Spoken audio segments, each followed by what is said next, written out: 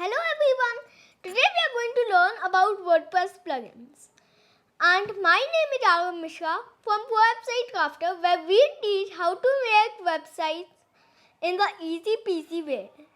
Now let's start. What is a Wordpress plugin? A Wordpress plugin is like an extension of Wordpress that helps you get more capability than Wordpress' original things and all the options. It expands your capabilities with creating the website using WordPress, and there are several which are must use and some are just like additional plugins.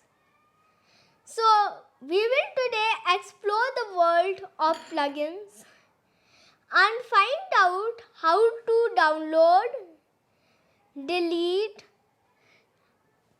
Then we learn how to search, filter, clean up the interface and all these settings.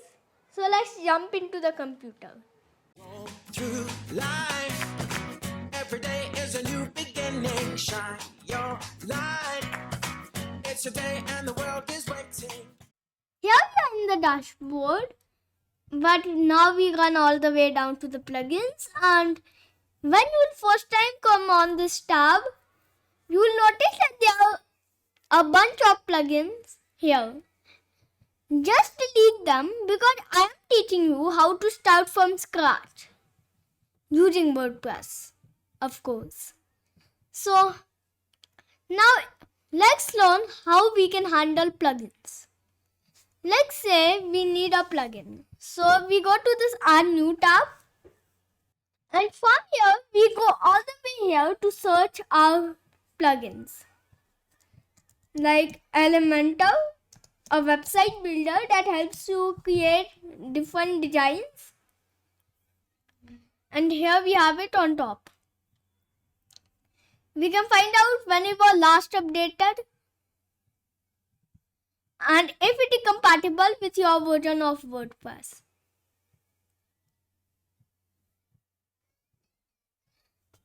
And except this, there are some other things they just show related to Elementor, like its add-ons and so on. But if you have Elementor Pro, there is generally no need of plugins until you are looking for, to create advanced websites, which we'll talk about in another video. Also, some are important, and that also we will talk about in another video. For now, I'm just installing it and activating Elementor. So in Elementor, you can create many beautiful designs for your website. But let's start by understanding how this works. To give a little sample to it, to show you that, how the filters sort of work, I'll just put a few more. One more. One is up. I'll just put updraft plus. You will learn about it later as a sample, and you see how the filters just affect. Okay, I'll just keep it. So from here in the installed plugins, you can also activate a plugin. So if you forget to activate it here, you can activate it here for some types of plugins. Now, some have pro versions, and you should always use the pro plugins as much as you can, because we don't have too many abilities. This is the reason it's best to go for pro plugins, and it's very recommended. We use Elementor Pro to create our websites, and so should you. Now, you can add bulk actions. Bulk action is an action which is applied on multiple of these plugins. So if we want to update them, delete them, activate, deactivate, enable or disable auto updates, you can then apply it. You can then check the active ones, the must choose ones, according to what WordPress said. and the ones with the auto updates enabled and disabled. So let's see. I'll show you by enabling auto updates on this one. Now I also have an option. Wait in a minute. Now there is an option to check the ones which have the auto updates enabled. Though now I want to switch it off, and I don't recommend having auto updates because auto updates means that even if the version that has come up right now hasn't been tested with WordPress and the bug reports haven't been made that if it is working properly or not, then you may crash your site. There can always be problems with the software, and if you update it too quickly, as in auto updates, it will, if it is not compatible with WordPress, it will just crash. So be careful. I don't recommend enabling auto updates.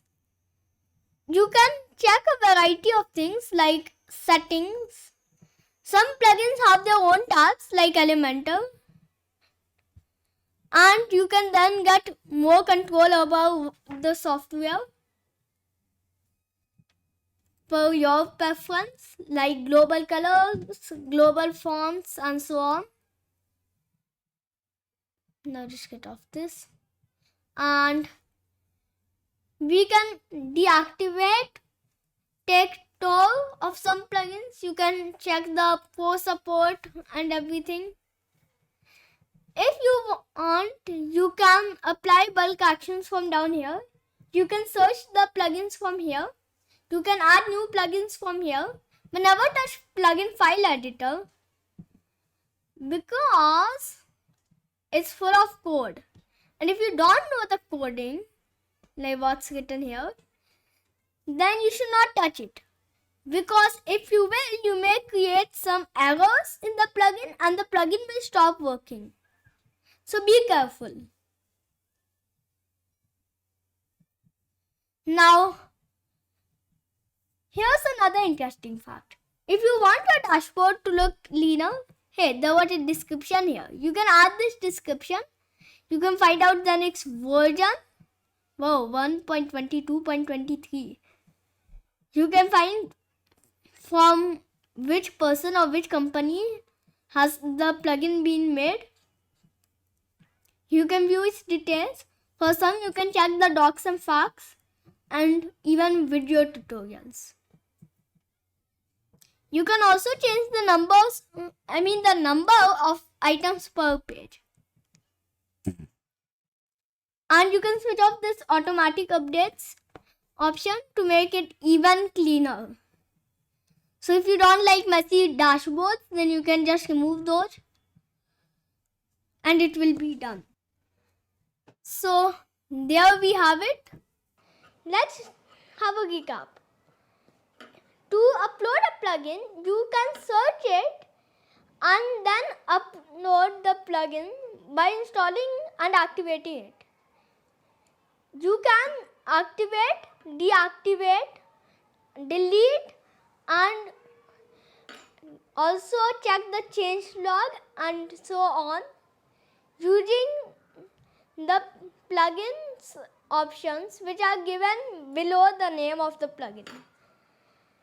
If you visit the plugins website that many plugins have, you can find out more details about the plugin. And that's what I will talk about changelog. And you can use the screen options to clean up or add more details to what you see on the screen of the plugins. Now, bye-bye, and we will see you in the next video. Right through life, every day is a new beginning. Shine